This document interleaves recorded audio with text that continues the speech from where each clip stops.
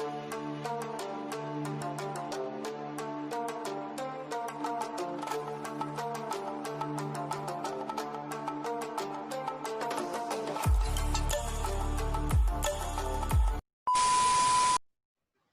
alunos, tudo bem com vocês? Professor Vinícius aqui, trazendo mais uma aula de biologia, né?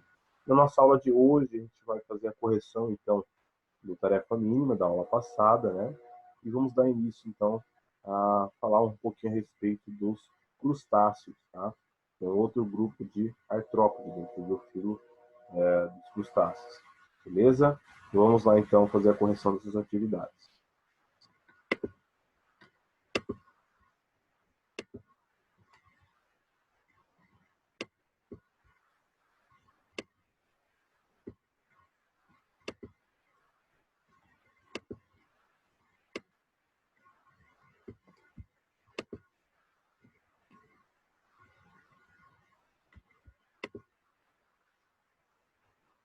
Bom, então, na tarefa mínima lá, a gente deixou da atividade 1 até a atividade 6 do capítulo 11, né? A gente resolver, a gente vai fazer a resolução comentada desses exercícios, né? Então, o animal foi encontrado e levado a um biólogo para identificação. O biólogo identificou o animal com base nas seguintes características. Primeiro, presença de quelíceras, né? Ausência de antena. 3, né? 6 pares de apêndices. 4, exoesqueleto quitinoso. Tá? Segundo as características listadas, sabe-se que o animal é um artrópode, podendo ser identificado como uma ou um, tá? Formiga, caranguejo, piolho, centopeia e escorpião. Tá? Então, a ausência de antenas já excluiria para a gente formiga, tá? Piolho e centopeia. Tá? A gente ficaria entre escorpião e caranguejo, pela presença de quelícera e ausência de antenas. 6 pares de apêndice excluiria para a gente o caranguejo e restaria somente o escorpião como sendo um aracnídeo. Beleza? 2, né? Abaixo encontra-se descrições feitas por um estudante a respeito de 2 artrópodes.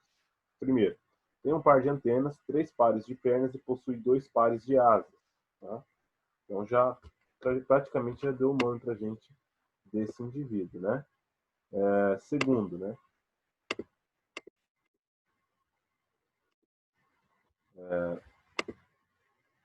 Tem corpo dividido em cefalotórax e abdômen. Não tem antenas e possui 4 pares de pernas. Em relação às categorias taxonômicas, os animais indicados por 1 e 2 pertencem ao mesmo filo e à mesma classe? Ao mesmo filo, tá? O filo dos artrópodes, porém a classes diferentes? Verdadeiro. Tá? Está falando de um inseto, de um aracnídeo, aqui respectivamente. Tá? Número 3. Após a detecção de um animal de uma determinada espécie do galpão principal, os proprietários de uma empresa decidiram minimizar os riscos que os funcionários estariam correndo e acionaram o Centro de Controle de Zoonoses. Os técnicos do centro, após chegarem, notaram que os organismos em questão eram adultos, possuem um tamanho e formato aproximado de um grão de lentilha, exoesqueleto, quelíceras e 4 pares de apêndices locomotores. Por fim, após a identificação taxonômica, concluíram tratar-se de um gênero hematófago. O laudo dos técnicos indicou que os animais encontrados no galpão fazem parte de uma espécie de letra A, aranhas, B, baratas, C, carrapatos, morcegos ou pernilongos. Tá? Então, a gente ficaria entre aranhas e carrapatos. Tá? Por quê? A gente sabe, tá, que é um tipo de aracnídeo. Tá? Como que eu sei disso, professor? Ele está falando aqui para a gente, ó, possuindo, então, tamanho aproximado de um grão de lentilha, né? Então, era pequeno, exoesqueleto, quelíceras, tá? 4 pares de apêndices. Tem 4 pares de apêndices, tá? Então, entra lá no grupo dos aracnídeos, tá? Apêndices locomotores, tá? Sem falar dos pedipalpos, mas apêndices locomotores entra na parte dos dos aracnídeos. E, por fim, ele diz para a gente que ele é hematófago. Se ele é hematófago, tá? Então, a gente vai assinalar a resposta certa aqui. Carrapatos. Beleza? Vamos agora lá para o próximo. Vou selecionar aqui.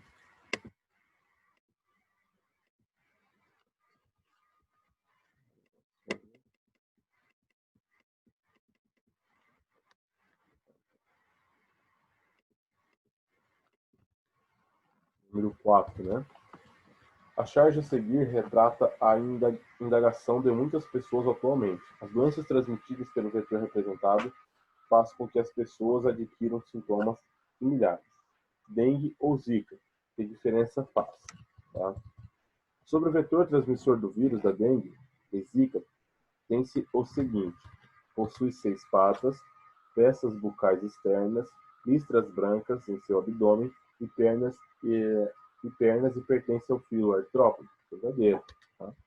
Então, tudo isso que ele acabou de falar para a gente ali, tá? É totalmente correto. Tá? Possui 6 patas, tá? Externas, peças bucais externas, listras brancas, abdômen, pernas que pertencem ao mesmo filo, ao filo artrópode. Tá? Então, totalmente correto o que ele disse aí para a gente.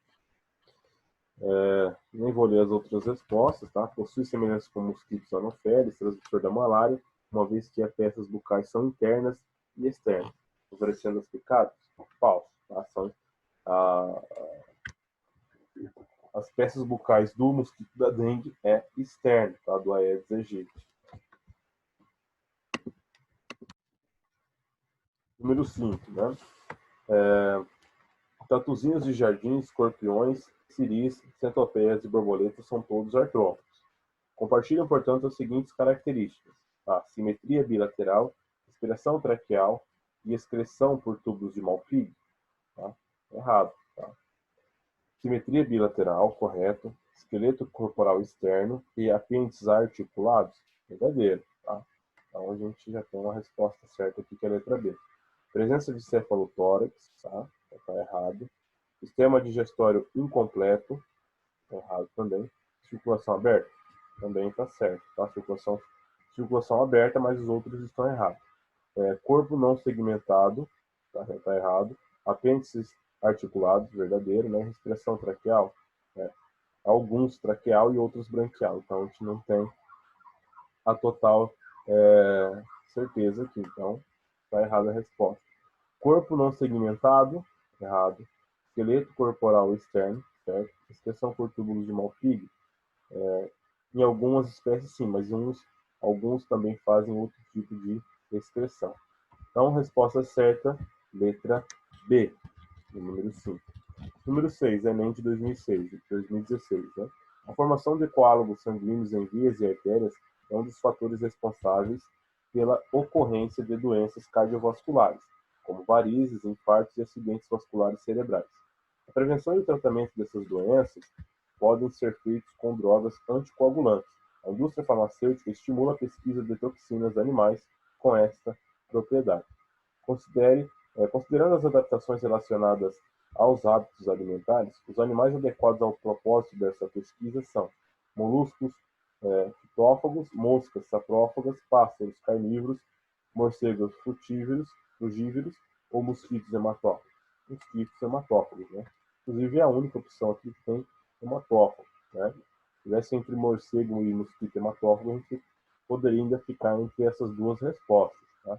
E aí entraria ali a parte do tubo sugador, né, do mosquito, que é menor, e ele tem que ter essa substância anticoagulante, tá? Para não deixar o sangue coagular dentro do tubo de sucção da probóscide desse animal, tá? Sanguessugas também tem esse tipo de substância, tá? E morcegos também tem, tá? Para facilitar então o seu processo de alimentação. Beleza, pessoal? Então, tarefa mínima corrigida, tá? E agora a gente vai lá para nossa aula de artrópodes, né? Continuando a nossa aula de artrópodes, a gente vai falar um pouquinho agora sobre os moluscos, beleza? Vamos lá, então.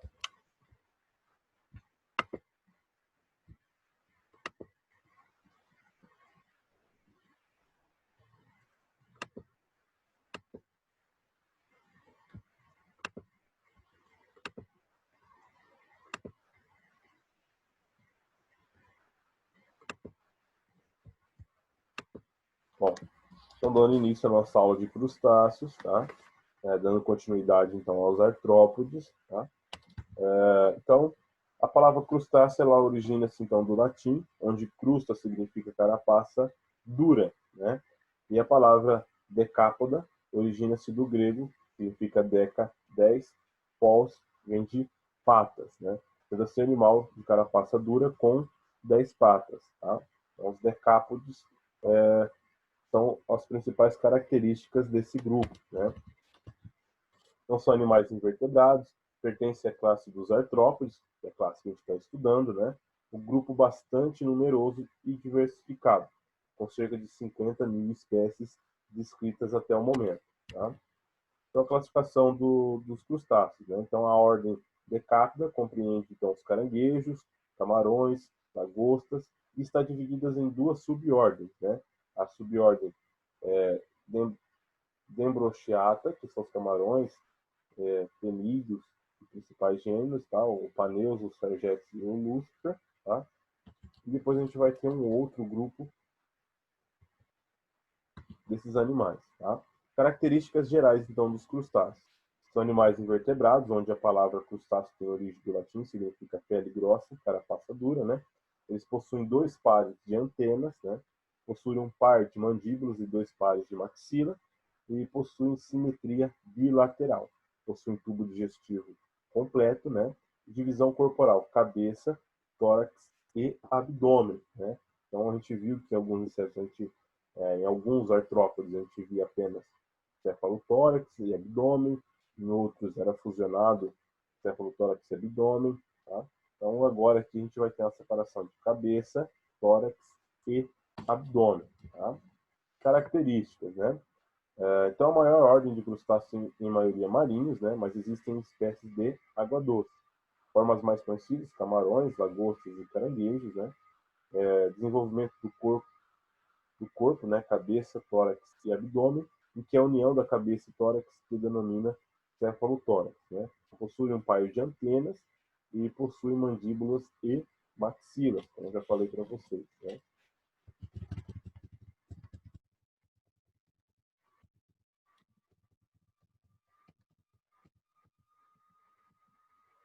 Aqui a gente tem a característica, né, o desenho dele com a sua anatomia, então aqui é a parte da cabeça, a parte das antenas, né, as duas mandíbulas que ficam aqui no interior da cabeça, vai ter a parte do tórax, né, unindo a cabeça e o tórax a gente vai ter o cefalotórax, e depois a gente tem a parte do abdômen, tá? E aqui a gente vai ter os pés, né, as patas. Características, né? Apresenta 5 pares de pernas, né? O primeiro par de perna é modificado em quelípedes, né? Que são aquelas pinças, né? Na frente das pernas tem 3 pares de apêndices, denominados de maxilípede, tá? Função de manipulação de alimentos. As pernas geralmente não são birremes, né? Ausência do exópodo, tá? E abdômen primitivo e comprimido, contendo 6 pares de apêndices. O último par estende-se em uma forma de leque junto ao telson, né? E os 5 últimos são natatórios e pleodófilos, tá? Pleópodos. O que é isso, professor? Bom, então esses 2 últimos pares aqui, eles estão relacionados à natação, tá? E aqui a gente vai ter a região telson, que é a parte do excretora dele também de reprodução desse animal, tá? Então a gente tem o olho, né?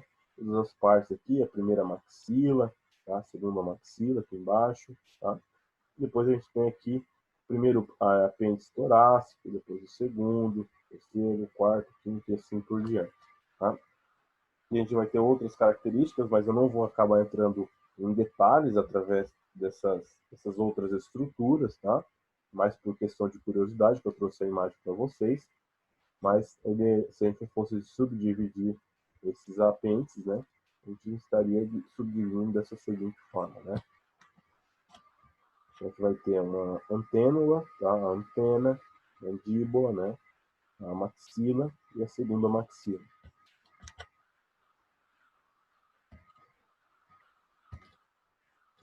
Agora, características, né? Então, a alimentação é muito variada dentro desse grupo e pode ser relacionado com a disponibilidade, onde existe decápodos herbívoros, predadores dentritívoros e os filtradores, tá? Então, isso vai depender muito da quantidade de alimento que está tendo para esses animais. A grande maioria, então, dos decápodos são bentônicos, mas existem espécies peléticas. O que isso significa? Que vivem em regiões lá do substrato, né? Ficam em contato direto com o fundo, né, do lago, do rio ou do oceano. Tá? Hepatopâncreas, né? Então é o órgão bilombado com funções de enzimas digestivas e armazenamento de nutrientes. Tá? Então ele vai ter uma espécie de pâncreas juntamente com o fígado dele, né? Excreção, né? Então as glândulas antenais, né, são as glândulas verdes, são os órgãos excretores mais envolvidos em todo os cretáceos, tá?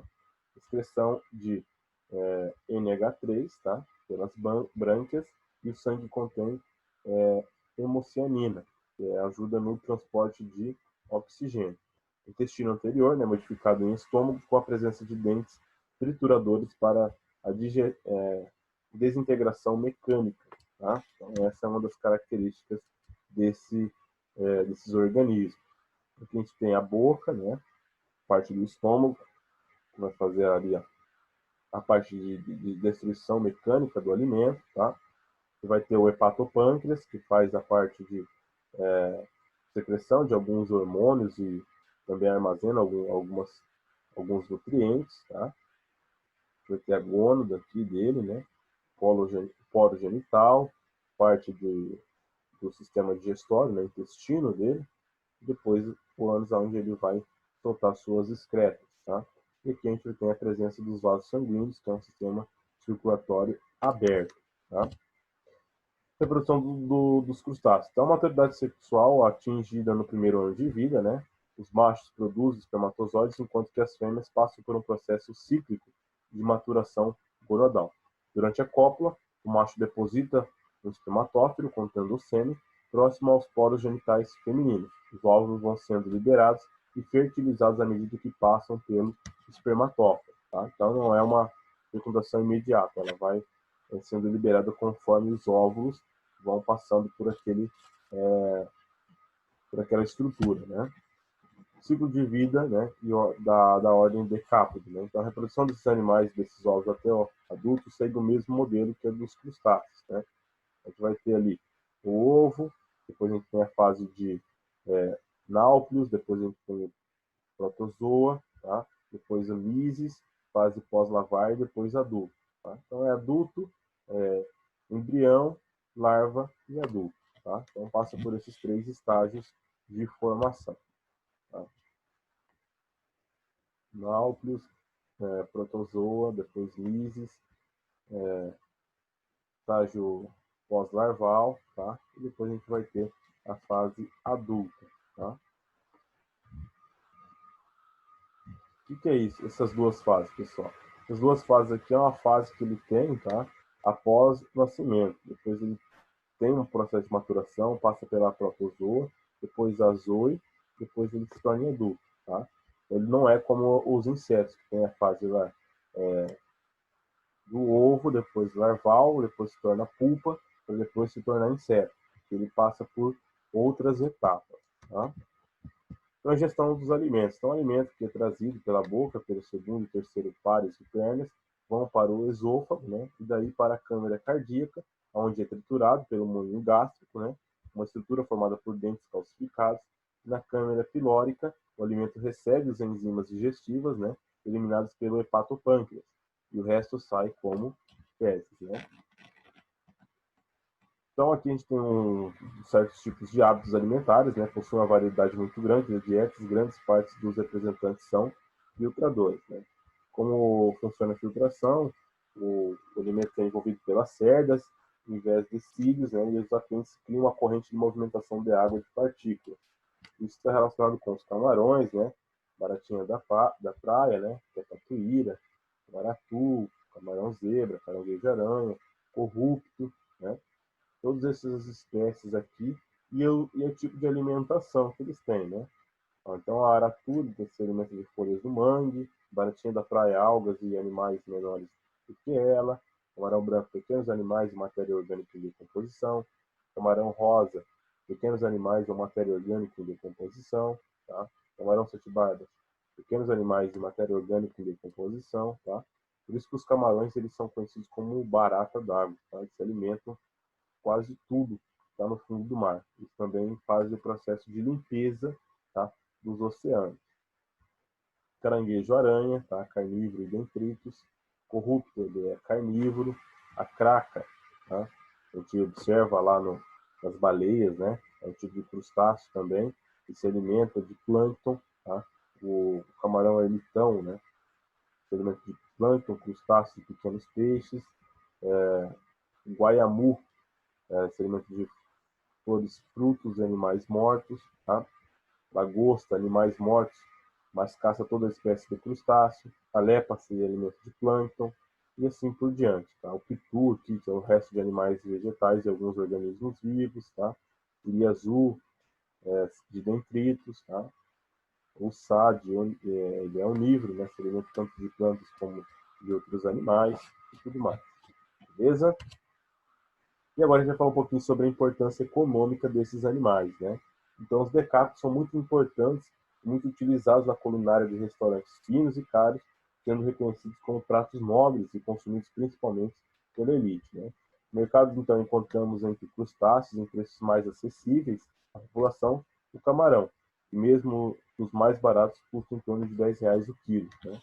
Dependendo da temporada, né?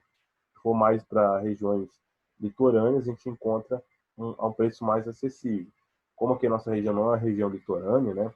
A gente está aí a aproximadamente 400 quilômetros do litoral, esse valor ele vai subindo de acordo com a sua demanda e procura do mercado. Tá? Então, a renda para algumas famílias. Né? Então, muitas famílias sobrevivem da coleta de mariscos, dos mangues, onde isso se torna uma das, se não a única fonte de renda dessas famílias. Né? Selo caranguejo verde, né? Então, só uma curiosidade aqui. Então, selo, segundo o pesquisador Jefferson Legatti, né, é a garantia que os caranguejos foram capturados, estocados, manuseados e transportados de acordo com a tecnologia desenvolvida pela Embrapa. Essa tecnologia assegura então, menores taxas de descartes, menor impacto ambiental e melhor bem-estar dos animais. Então, se o restaurante for de acordo lá com as leis, né, ele só compra se tiver esse selo aqui da Embrapa do caranguejo verde, tá? Porque ele sabe a procedência desse animal, né? E se esse animal ele tem um porte para abate, né? Se ele está sendo bem transportado, se ele foi coletado de uma maneira legal, tá? Estocado também de uma maneira legal, tá? Então, quando o caranguejo tem esse selo verde, quer dizer que ele tem procedência, tá? Então, curiosidades, né? Dizes que o camarão, então, ele limpa o mar porque ele se alimenta de animais mortos e outros detritos orgânicos, tá? Eu falei para vocês. Então, o camarão ele pode ser encontrado naturalmente nas peixarias, né? Nas feiras e em supermercados, e pode adquirir também descascados, congelados, em caixa. Então, é uma grande quantidade de tipos que a gente pode encontrar desses animais. Com o siri, o caranguejo também pode se fazer bons pratos, geralmente é feito então catado de suas partes de carne, né, antes de preparar os pratos. Tem receitas variadas.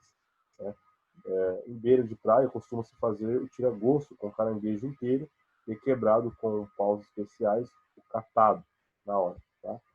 O maior camarão de água doce, né, ele vive na Amazônia, também é encontrado em alguns rios do Nordeste, chegando a medir 48 centímetros da cauda à ponta das garras.